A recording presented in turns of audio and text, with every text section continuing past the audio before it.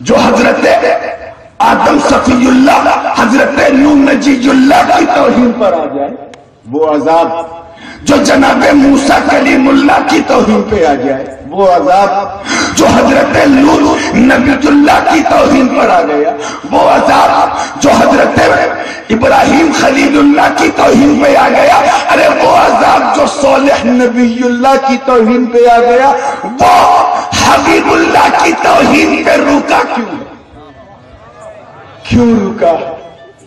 آخر کیا بات ہے؟ وہ کون سی ایسی بات ہے؟ نبی کی راہوں میں کانٹے بچھائے گئے پھر بھی عذاب ہے کہ آنے کو تیار نہیں. توجہ چاہوں، ان کے سینے پاک کو رگڑ دیا گیا طائف کی زمین پر پھر بھی عذاب ہے کہ آنے کو تیار نہیں. ان کے قلب کو توڑ دیا گیا پھر بھی عذاب ہے کہ آنے کو تیار نہیں. مصطفیٰ جان رحمت کو سفر ہجرت پر مجبور ہونا پڑا پھر بھی عذاب ہے کہ آنے کو تیار نہیں. ان کے جسم پاک پر ناپاک اوجھڑیاں پھینکی گئی پھر بھی عذاب ہے کہ آنے کو تیار نہیں. شاب ابی طالب میں 2.5 سال تک ہاؤس ارسٹ کر دیا گیا، نظر بند کر دیا گیا پھر بھی عذاب ہے کہ آنے کو تیار نہیں. nothing to eat, nothing to feed and nothing to drink، کچھ نہیں. انسانیت کا کھلا ہوا ننگا ناچ نچایا گیا مکے میں. زمین دیکھ رہی ہے، آسمان دیکھ رہا ہے، یہ برگ و ثمر، یہ شمس و قمر، یہ شجر و حجر، یہ خشک و تر، یہ بحر و بر، یہ جن و بشر، یہ زمین و زمان، مکین و مکان، چنین و چنا، یہ سارے جہاں دیکھ رہے ہیں مگر نہ کوئی پھٹنے کو تیار، نہ کچھ اکھڑنے کو تیار، نہ آگ برسنے کو تیار. ارے انتہا یہ ہے کہ نبی کا وفاداری کا دم بھرنے کی پاداش میں جناب بلال حبشی کو تعظیم کیا گیا، نقصان پہنچایا گیا ان کے جسم کو پھر بھی عذاب ہے کہ آنے کو تیار نہیں.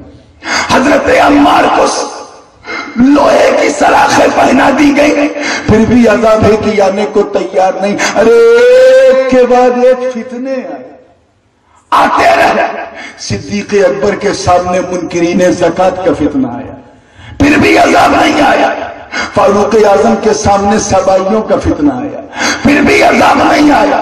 عثمان بن نورین کے سامنے بلوائیوں کا فتنہ آیا پھر بھی عذاب نہیں آیا. حضرت مولا علی کے سامنے خارجیوں کا فتنہ آیا پھر بھی عذاب نہیں آیا. امام حسین کے سامنے یزیدیوں نے سر اٹھایا پھر بھی عذاب نہیں آیا. شیعت کا فتنہ آیا عذاب نہیں آیا. رافضیت کا فتنہ آیا عذاب نہیں آیا. جہمیت اور قدریت اور عقل اول کا فتنہ آیا پھر بھی عذاب نہیں آیا. الحاد کا فتنہ آیا پھر بھی عذاب نہیں آیا. نیچریت کا، چکڑالویت کا، اور سب سے آخر میں وہابیت و نجدیت، سلفیت و دیوبندیت کا فتنہ آیا پھر بھی عذاب نہیں آیا. ارے ایک کے بعد ایک، چاہے وہ بنی امیہ کا دور ہو، لوگوں نے ناموس سے گنبد خضرا کو کھلواڑ بنانا چاہا پھر بھی عذاب نہیں آیا. فاطمیین کا زمانہ آیا، ایک کے بعد ایک صحابہ کی توہین ہوئی پھر بھی عذاب نہیں آیا.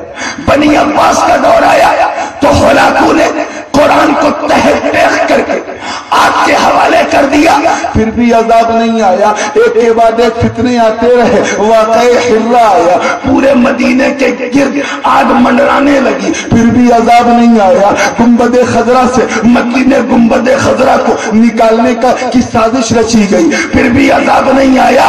ہمیں انتہا ہو گئی. آج تو حال یہ ہے کہ شہر شہر، نگر نگر، گلی گلی، گاؤں گاؤں لوگ توہین کر رہے ہیں مصطفیٰ جان رحمت کی. عذاب ہے کہ آنے کو تیار ہے. 1918 میں پہلی بار گنبد خضرا کے انہدام کا پلان بنایا گیا. زمین کانپ گئی مگر عذاب ہے کہ آنے کو تیار نہیں.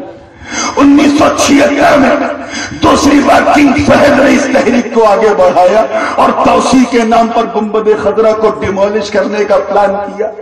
سب کا کلیجہ ہل گیا مگر پھر بھی عذاب ہے کہ آنے کو تیار نہیں. اور سنیوں آج پھر 2013 گنبد خضرا کی توسیع کے نام پر اس پر بلڈوزر چلانے کا کام شروع کیا جا رہا ہے.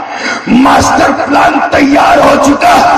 یاد رکھنا سنیو، ہمیں بدر کی تاریخ کو دہرانا، اللہ کی عزت کی قسم، ابے جب ہم اپنے مکان کو جلتا ہوا نہیں دیکھ سکتے تو گنبد خضرا کو اگرتا ہوا نہیں دیکھ سکتے۔